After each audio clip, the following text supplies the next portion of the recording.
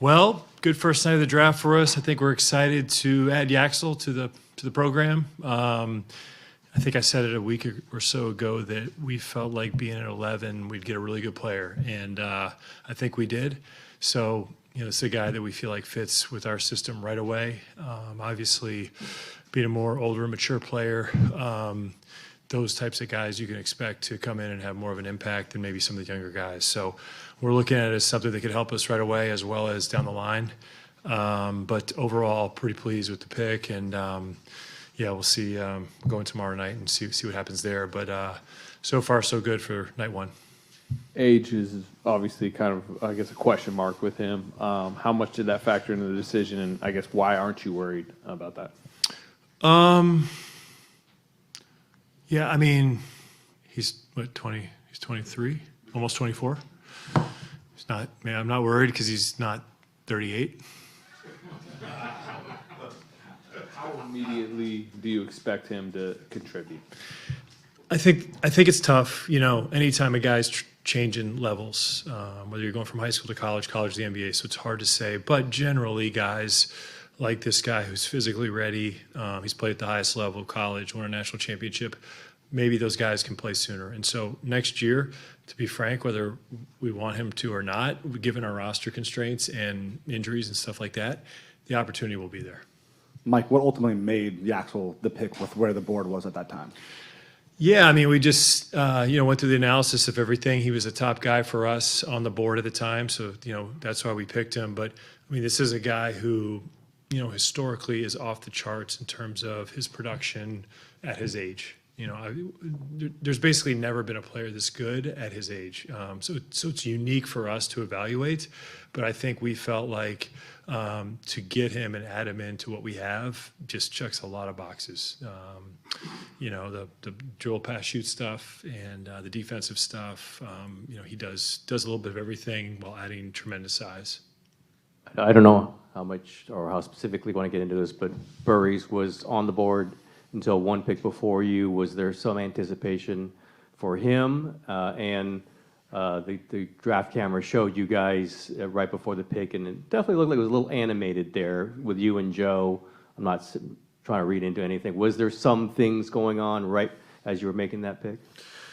Yeah, we got into it about the best golf course in San Francisco, and he didn't agree with me, which, it's all in the eye of the beholder. But no, I mean, the other guy that you brought up and the other play, like, this is a really strong draft. So I felt like once we got to 9, 10, 11, we were going to be anxious to see who falls there. But we felt like at 11, no matter what happened, we were going to get a player. So as far as the discussion with Joe and I, yeah, I mean, I think at that point there's probably some talks about trades and things like that, but ultimately we were all in agreement to land on taking Yaxel. I just wonder, Steve, at a panel right before the draft, mentioned it was a public panel that there were it was a good thing you're at 11 and not 12. That there were 11 players.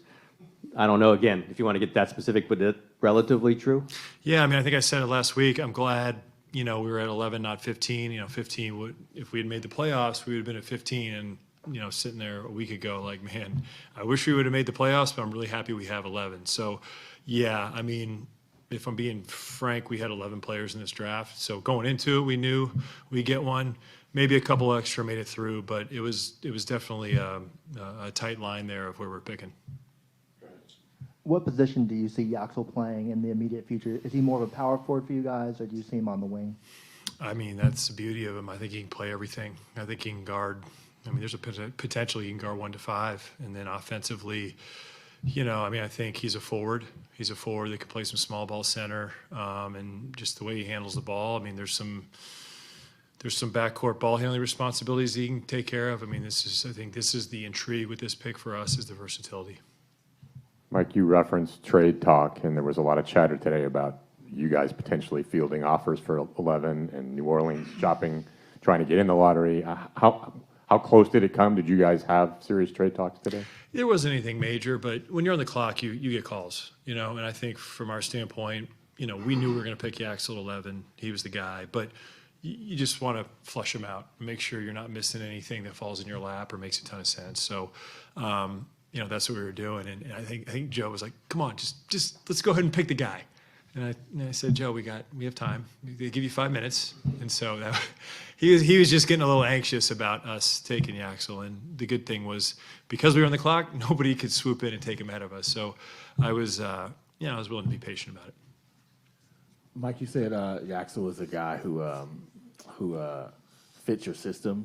Was that the goal going into this draft, or was there a part of you that maybe wanted a player who didn't fit, who probably brought something different than the style of play you guys go with?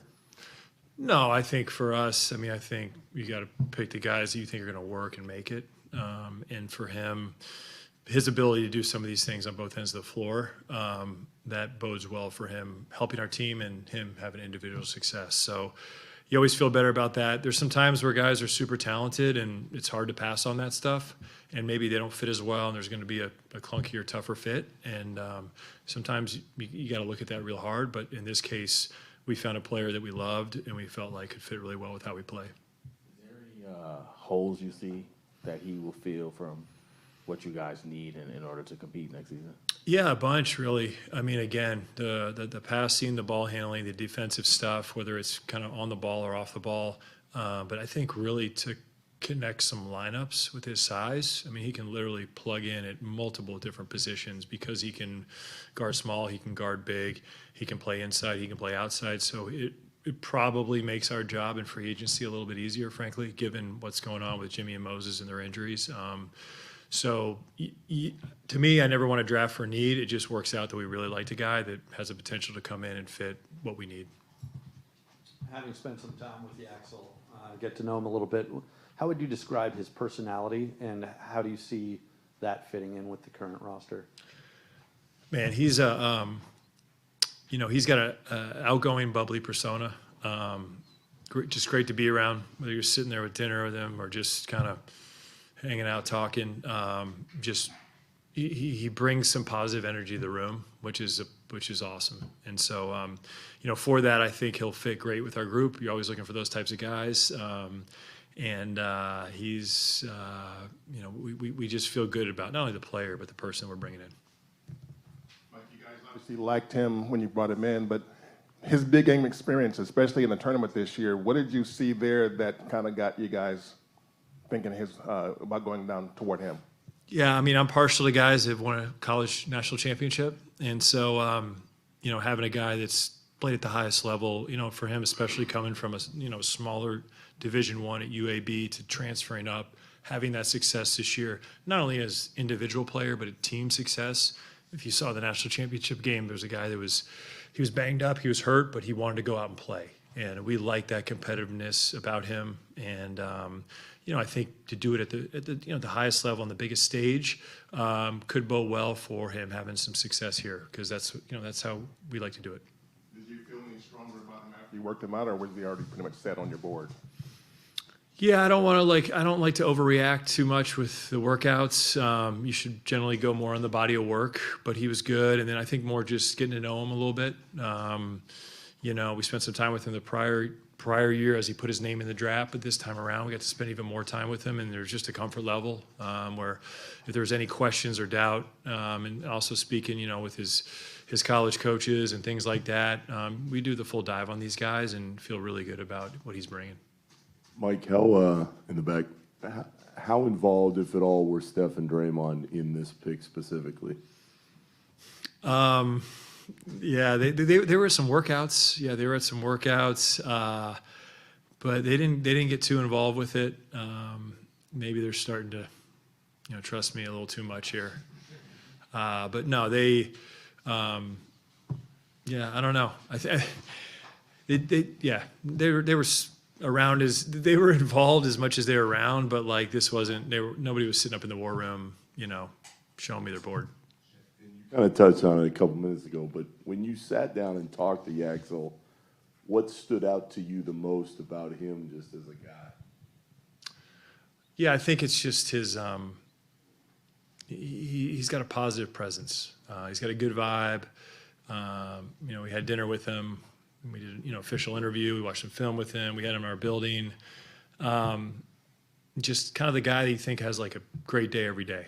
was my takeaway. And so you bring those types of people in the building, like it just uplifts everybody. And I think he'll be one of those guys. You said pre-draft that you wanted to make a pick, but if something appealing enough with a veteran came available, you might do that. Anything with not another pick, but a player? Yeah, not really. Not really. I mean, you didn't see much of that across the board of the draft this year, right? I mean, I think everybody valued the draft, some really good players in it, and we didn't want to pass up the opportunity to take a guy. There wasn't anything. You have discussions going into it like a week out with teams, but nothing came across for us that made a whole lot of sense. What's kind of the updated status with Draymond and Porzingis, Draymond's option and Kristaps? Yeah, I mean, we'll turn the page more to that. Obviously, we've had discussions with their group, with their respective agents over the last week or so, and we'll do that as, June 30th comes, but kind of more turning our attention to that after tomorrow.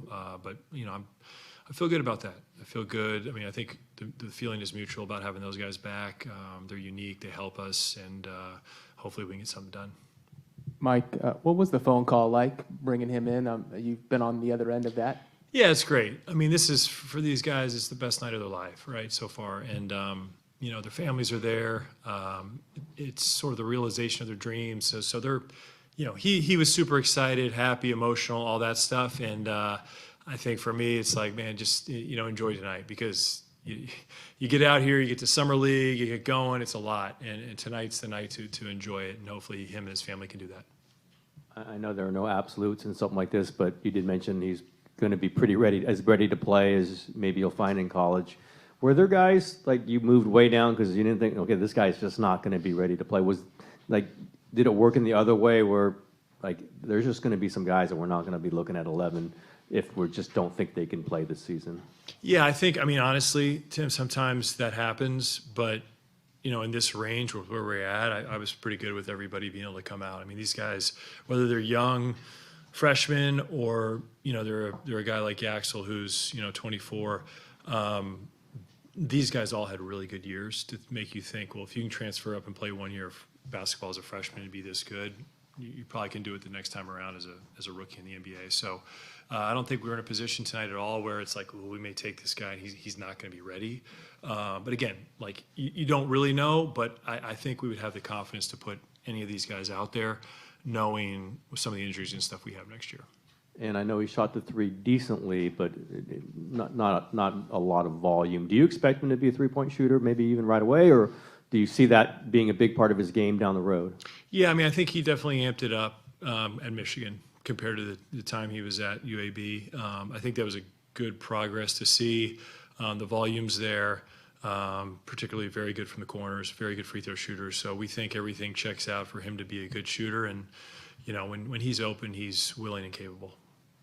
With Yaxel kind of picking up basketball later than normal, spending time in JUCO, with that unconventional path, how might that change the way you look at where he's at in terms of developing? Yeah, I think maybe you could say his physical age is maybe not the same as his basketball age. So we probably see him a little bit younger from a basketball standpoint in terms of playing organized basketball. I think he said he's played maybe 6-7 years of organized basketball, which is super young. So in some ways he's old, some ways he's young, but more or less we think he's really good. Every organization is obviously different. Joe was outwardly, pumped about the draft at all times. From your perspective, how was he during this process, and how do you handle that? Yeah, no, he's great.